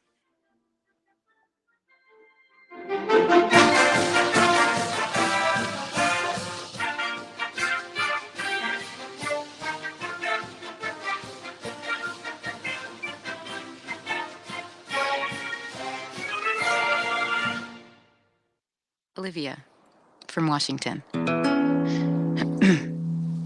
Laid off and trying to keep our little kids from realizing that mommy and daddy haven't eaten in a while. Roger from California. I'm grateful we could afford our son's surgery. I'm nervous that now we can't really afford food. Daniel from California. Choosing whether to pay the rent or pay to fix the car to get to work doesn't leave us with much at all. Now we can't even pay for meals. Donna from Louisiana. The storm just hit, and we went from donating to the food bank to needing it. Keisha from South Carolina. I've been skipping meals so my 2 kids can eat, but filling up on water doesn't really work. Hunger is a story we can end. End it at feedingamerica.org. Brought to you by Feeding America and the Ad Council. With SRN News, I'm Tasha Stevens. House Republicans want to impeach President Biden's border chief. Congressman Chip Roy of Texas says the surge of illegal immigration is proof that Homeland Security Secretary Alejandro Mayorkas needs to go. South Texas Republicans are ticked off that the vice president is visiting the state this weekend, but will be nowhere near the border. Vice President Harris will be in Austin Saturday to headline a Democratic Party fundraiser, and then she's going to sit in with a pro-abortion group. A Seattle judge says Facebook owner Meta repeatedly and intentionally violated Washington's campaign finance law and must pay penalties, which they'll figure out later on. Meta could face a penalty of $10,000 per violation. The AG says Facebook committed hundreds of them. And a Texas man facing 20 years in prison for flying a drone into a Fort Worth prison yard loaded down with drugs, prepaid cell phones, and MP3 players. This is SR. First, I've been talking about the people at Stone Interiors from the very beginning. They did the incredible granite counters, the beautiful granite tabletop in my home. Our kitchen is our focal point of our house. The countertops are just gorgeous. When I talk about a local company with tremendous ethics, great workmanship, someone who sees a project through from start to finish, I'm describing Stone Interiors. So have you thought about some granite or marble countertops? What about a backsplash in your kitchen? You want to retile that bathroom? Did you know you can actually go online to stoneinteriors.com, go through their visualizer software, and design your whole kitchen, your whole bathroom project? It is so cool. If that's not for you and you want to visit their showroom, they'd love to have you come out and visit at Stone Interiors, or they can even come to you when it's convenient. For more than 20 years, Stone Interiors has done this thing the right way. Call them 461-8950 to make an appointment, or visit them at stoneinteriors.com. That's 461-8950 or stoneinteriors.com. Have you fallen behind on your taxes and might be facing IRS penalties? Have wage garnishments, levies, or liens? Have unfiled tax returns? You want someone local and qualified. Don't fall for those national spots. Meet with me, Teresa, at Capital City Professional Services, and let me help you through your tax maze. I can help with all your tax resolution issues.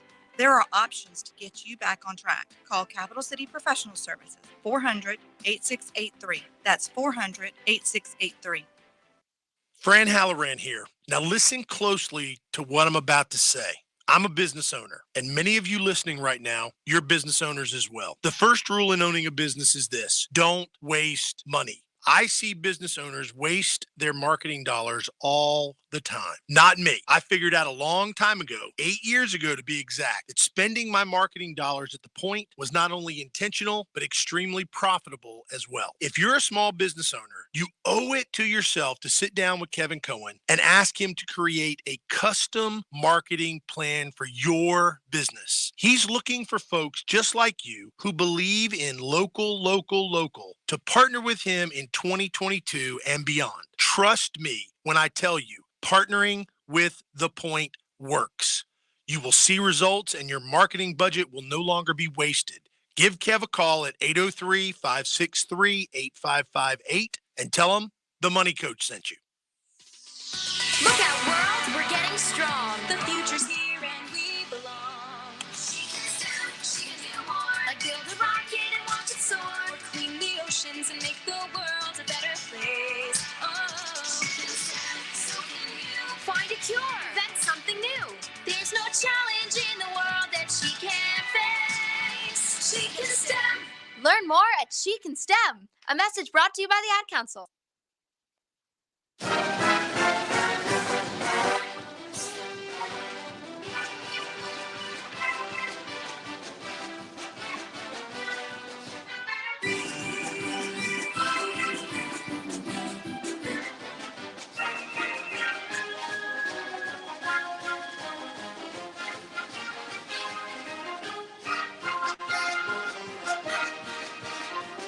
We continue with the high school football scoreboard across the state on the Sports Talk Media Network. Phil Kornblut and David Shelton with you tonight.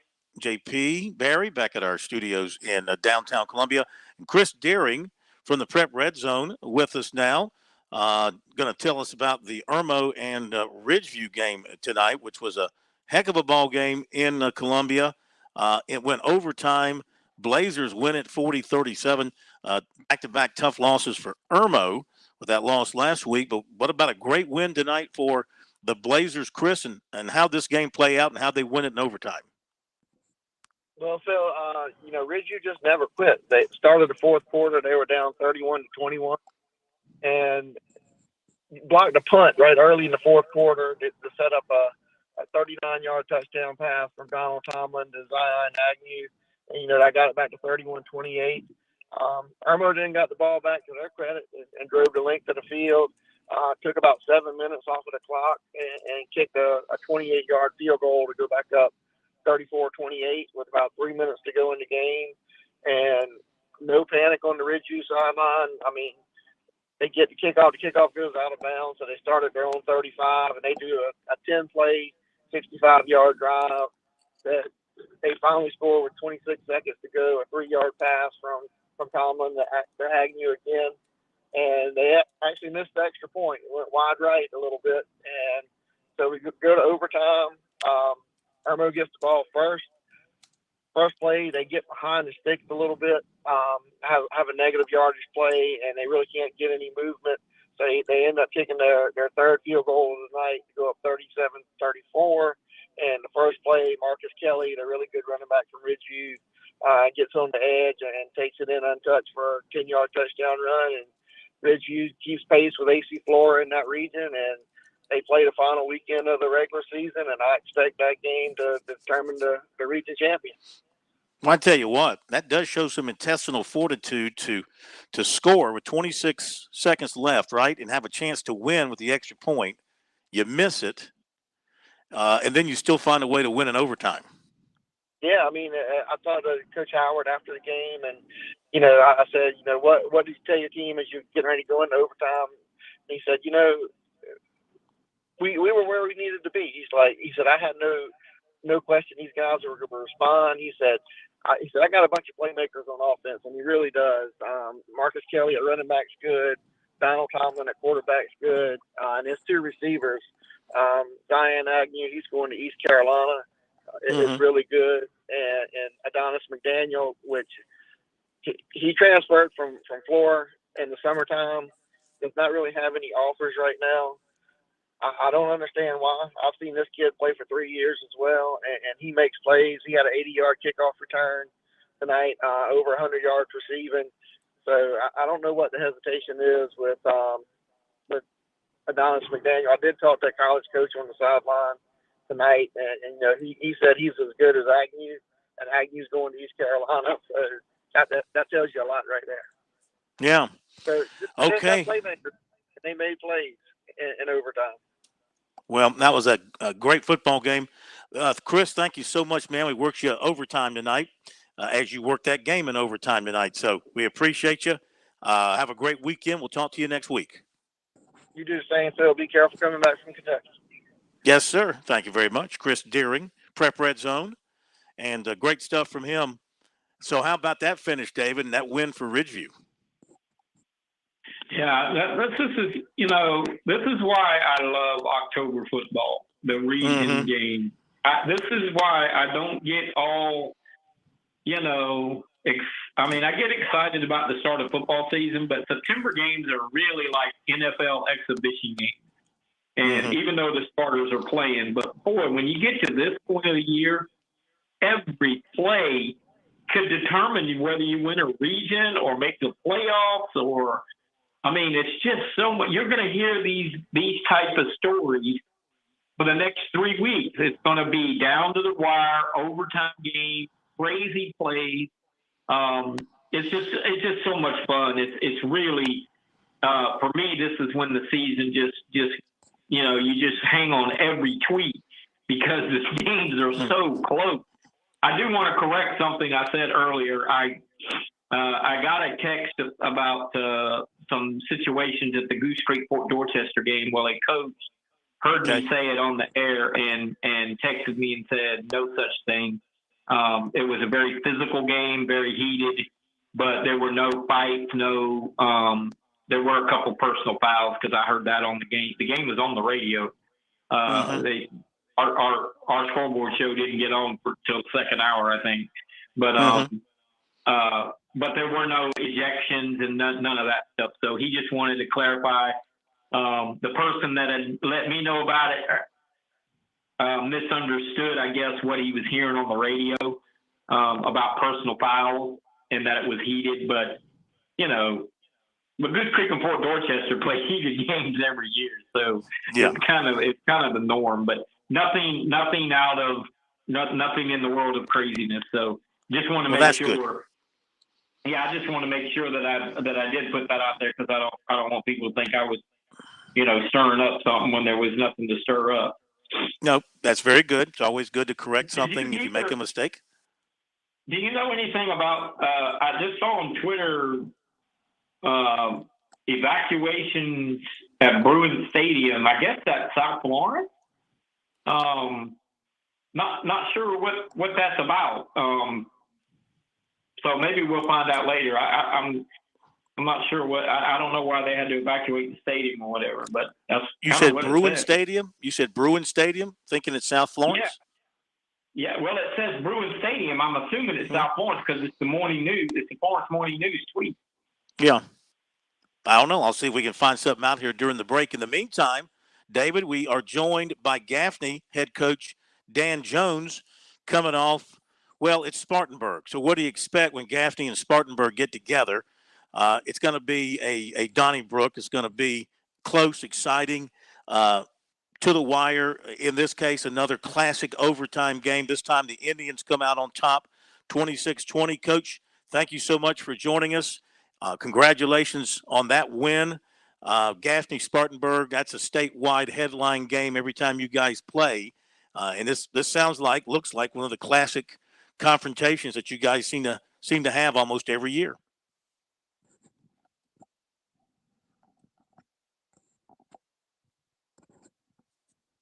JP, do we have Coach on? Because I'm not hearing him.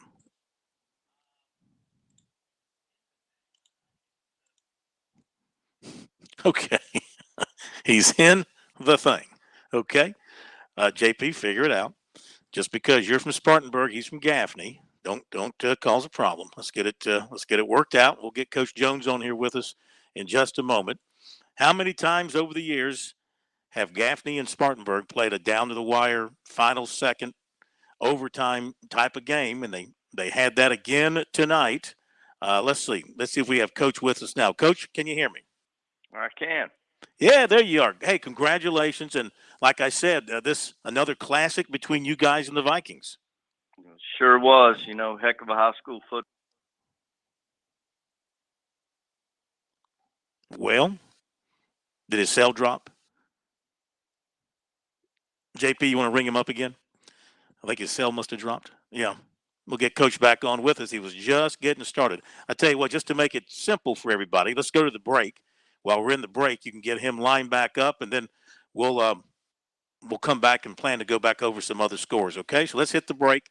We'll get Coach Jones back on the line with us here, hear from him and get his thoughts on that win tonight over Spartanburg in overtime, final score of 26-20 at the reservation. So hopefully we'll be able to connect with him and hear what he has to say, and we'll do that after the break here on the High School Scoreboard, brought to you by Founders Federal Credit.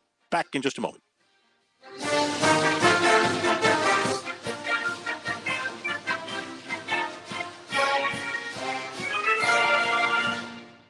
Score a touchdown with Founders Federal Credit Union. With services like Founders Online and the Founders app, you'll enjoy all the perks of a big bank with local personalized service. Not a member? Joining Founders Federal Credit Union is easy. Visit relaxjoinfounders.com or one of our 37 convenient locations to see if you qualify for membership. Relax with Founders. Terms and conditions apply. Founders Federal Credit Union is federally insured by NCUA. In Columbia, South Carolina, game days are our specialty. Whether you're watching the game from inside the stadium or from the big screen at your favorite local spot, the energy remains the same. Craft the perfect fall Saturday in a city where there is plenty of action on and off the field. From tubing and kayaking to Soda City to rooftop restaurants and plenty barbecue. We're ready when you are. Plan your weekend at experiencecolumbiasc.com. You were always more than my mom. You were my role model, my best friend, and biggest supporter. You filled my days with unconditional love. And you also prepared for the day when you couldn't be here. Because of the woman you were back then, I'm able to be the woman I am now. Your planning made this moment possible. Set your family up for life. Southern Farm Bureau Life Insurance. Your friends for life. Life insurance isn't for you. It's for those you love the most. For a complete insurance review, call Buddy Bridges in Lawrence County at 864-923-2174, serving Lawrence, Clinton, and the shores of Lake Greenwood.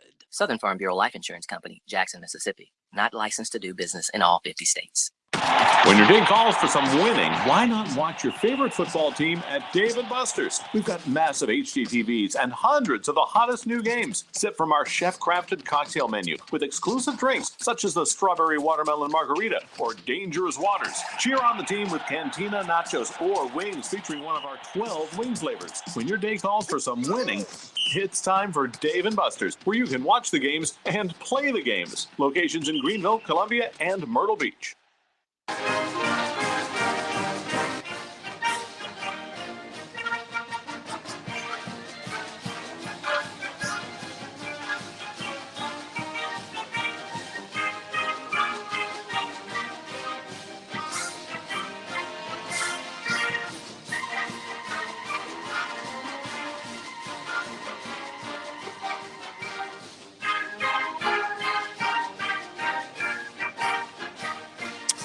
All right, JP's favorite piece of bumper music, his favorite team, Notre Dame, Fighting Irish, leading us into the final minutes of the high school scoreboard on this Friday night. Let's see if we have Coach Jones with us now. Been having a little bit of a phone issue. Maybe it's on our end.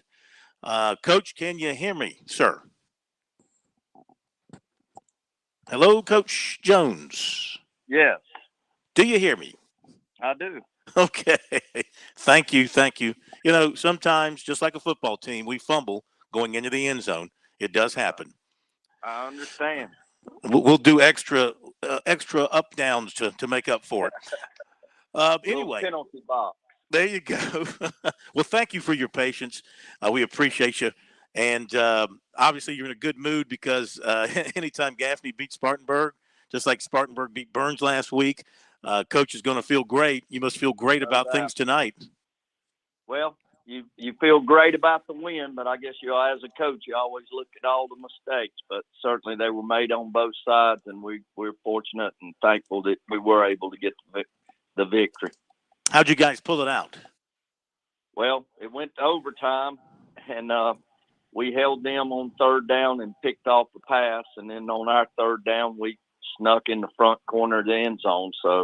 But earlier in the game, we got up 12-3, and then they came back in the third quarter and made it 17-12, and then we came back and actually they scored a field goal, and then we came back and needed a touchdown and a 2-point play, and we got that, so that sent it to overtime. And then in overtime, as I said, we were able to pull it out. Well, what a big win. How do you feel your team is playing overall at this point? Well, we're young and we're getting better, more experience, but we're still making too many mistakes. And, but that's what happens when you're a young and immature team as far as number of game experience with those 10th graders. We're starting 10 10th graders, and they still make mistakes, but we all do, and they're getting better. Yeah. Is this the kind of game you think can really spark you, catapult you to a finish? I think so. I felt like Northwestern was a turning point to go over there on the road and win that one, and then come from behind by 10 to beat Fort Dorchester at home, and then to win this one in overtime. So they're gaining a lot of experience. That's for sure. Now David Shelton, get a little bit of confidence. So yeah, David Shelton, you have a question for Coach Jones? Yeah, Coach. I was just telling Phil before you came on how much I love region play, and I don't really get excited about stuff in September because and Spartanburg struggling, and people are going, "What's wrong with Gaffney?" And I come on the radio, I say, "Nothing's wrong with Gaffney. Wait. Let's just wait." But the region that y'all are in, y'all know each other so well. So it really is very difficult, isn't it? When you know what Spartanburg does and they know what you do. It's not like a non-region game where you can prep for, a couple of days and hope that it, but in the region, I mean, y'all just know each other so well. No, you gotta, you get away with some blunders and you're very fortunate to come out with a victory. That's for sure, because, we have very good competition in this region. And as you say, we know each other's strong points and weak points. And, we try to take advantage of the weak and, the strong points, try to emphasize to stop those when you can. So, it does make it tough in the region, as well as we know each other. But, it's also great because the competition's so good and the fan support and the games are just, that wasn't much better game played on Friday night this week than the Gaffney-Spartanburg game, that's for sure. What you got next week, Coach? We'll play Bowling Springs at Bowling Springs, and that'll be our second region game. So you still have some work ahead of you. Oh, yeah. And then we got Dorman at home and Burns away. So it doesn't get easier. Well, I was going to suggest, David's complaining tonight about September, games not meaning anything because they're not region games. I'll give you that. So I suggest, just play region games all season, home and away. Play 10 games, 5 home, 5 whatever number it happens to be, and just play region games so that every game matters, means something. Well, I can tell you this. It would be great for gate receipts for our region, that's for sure. And I mentioned that to Mark Hodge last night at the JV game because it's getting harder and harder. We're having to go on the road to T.O. Hanna or the Dutch Fork or wherever to play a game on a Thursday night. And if we just turn around and play each other twice, home and away, that'd take care of 8 games right there. So that's be brought up. I can't believe that I hit on an idea that you like. No, you like that idea. I hear it in your voice. You like that idea. Well, I like it for the JVs. I don't know if I like it for the rest of it. But, when you turn around and you play South Point, Mallard Creek, Northwestern, and Fort Dorchester, well, you might as well just play the region again. Yeah, that's right. Well, listen, you rest easy tonight with that great win, and good luck. We'll talk to you again. We appreciate your time. Thank you so much. Thank you. Dan Jones from Gaffney. Yeah, David, I think I hit on something there. Yeah, well, give yourself a cookie. You had one good idea in 30 years of doing this weekend. You double your gates and create interest in September, huh? I would be all for that. I would be. The first one doesn't count in the region standing, but you just make a bunch of money, and we don't have any. Well, you'll still have some crappy games, but boy, not in that region. You won't. Every game will be just woo. You got a little additional info, a little text message on something going on at South Florence tonight? Yeah, from what I understand, Scott Chance is reporting with the Florence Morning News. He's all over this. He was at the game. They emptied the stadium because of some stuff that went on in the stand. And with about halfway through the third quarter, it was 63-0. So they just emptied the stadium and called the game, which is, it's happening every week now. It's getting ridiculous. Yeah. So they ended the game, third quarter, up 63-0 because of misbehavior in the stands. That's right. What are they going to do here? Just just play, keep the only family, let only family members in. I mean, what are we going to do here? I'm telling you, this world is crazy, and it's something bad is going to happen. I'm telling you, it's just crazy the way people are acting at these sporting events. It is a high school football game, for Pete's sake. I mean, yeah, I know one team's beating the other team 63-0, but man, just go home. Well, speaking of that game, I mean, we know South Florence is really, really good, and we touched on it again earlier, but I mean, we couldn't have foreseen this game getting out of hand like this, could we? I mean, we thought Wilson was pretty good. And they might still Well, be we pretty weren't good, sure but if South Wilson was Florence, pretty good. yeah.